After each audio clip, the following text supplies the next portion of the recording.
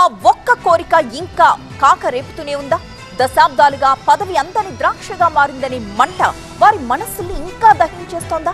ముద్రగడ మరణంతో ఒక శకం ముగిసినా రాబోయే తరానికి బలమైన పునాది వేసేలా మరో నవశకానికి నాంది వేసుకోవడానికి ఆ వర్గం నాయకులు సిద్ధమవుతున్నారా? ఏమో, ఏపీ రాజకీయాల్లో ఇప్పుడు ఇదే హాట్ టాపిక్ గా మారిపోయింది. కాపులకు సీఎం పదవి ఎప్పుడు? అడుక్కుంటే రాదు, లాక్కోవాలన్న బొత్స. ముద్రగడ సంస్మరణ సభలో ఓపెన్ అయిన నేతలు.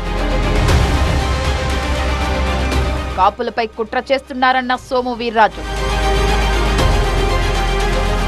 రాజమండ్రిలో కాపు నేతలు ముద్రగడ పద్మనాభం, జిఎస్ రావుల సంస్మరణ సభ పొలిటికల్ గా ఇప్పుడు చర్చనీయాంశంగా మారింది. ఓ వంగవీటి రంగా, ఓ ముద్రగడ, ఓ జక్కంపూడి రామ్మోహన్ రావు, ఓ జిఎస్ రావు, ఇలా ఒకే వేదికపై ఒకేసారి నలుగురు కాపు నేతల నామస్మరణమే దానికి ప్రధాన కారణంగా చెప్పొచ్చు.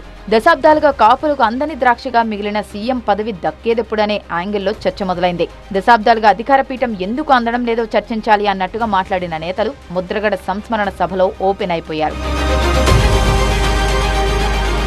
1999లోనే బీజేపీ నుంచి ముద్రగడ సీఎం అవ్వాల్సిందన్న సోము వీర్రాజు పరిస్థితుల దృష్ట్యా ఆ అవకాశాన్ని కోల్పోయారని చెప్పారు. అయితే ఇప్పుడు కూడా బీజేపీలోకి కాపుల్ని రాకుండా ఆపుతున్న కొందరు నేతలు తమ వర్గానికి ముఖ్యమంత్రి పదవి దక్కకుండా కుట్రలు చేస్తున్నారంటూ సంచలన వ్యాఖ్యలు చేశారు.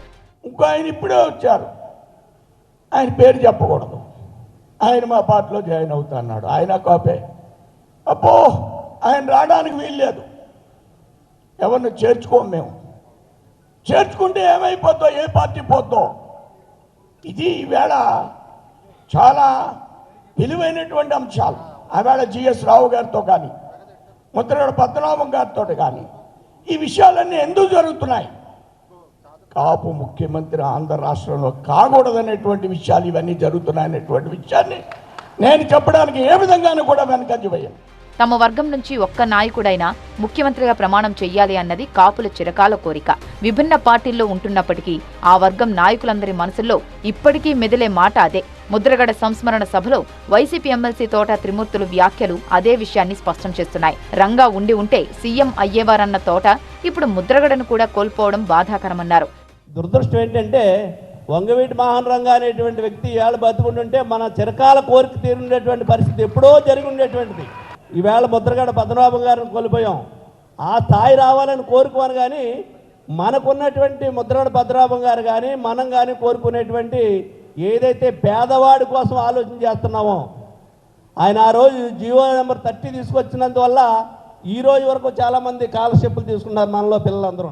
ఇంతటితో ఆగని తోట భవిష్యత్తు కార్యాచరణకు ఓ తోవ చూపాలంటూ కాపు పెద్దలకు పార్టీలకు అతీతంగా విజ్ఞప్తి చేయడం విశేషం. విజయవాడ నడిబొడ్డులో ఆ సమావేశం జరగాలి అన్నది తోట డిమాండ్.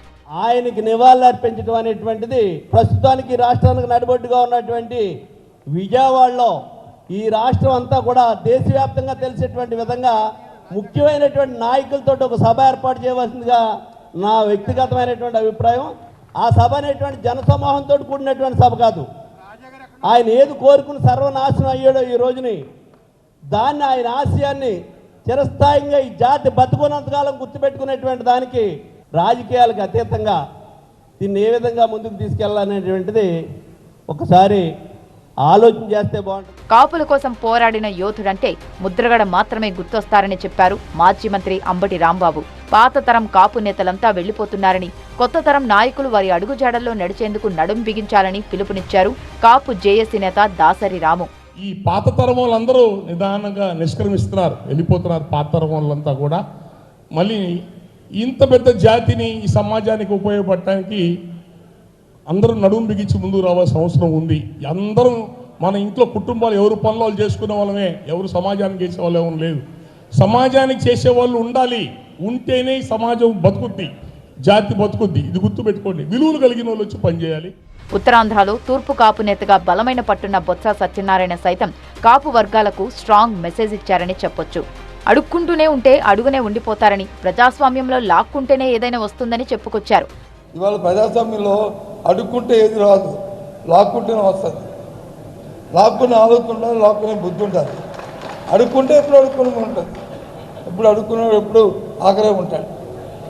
ఏదోలాగా వచ్చేస్తానని నా వ్యక్తిగత అభిప్రాయం.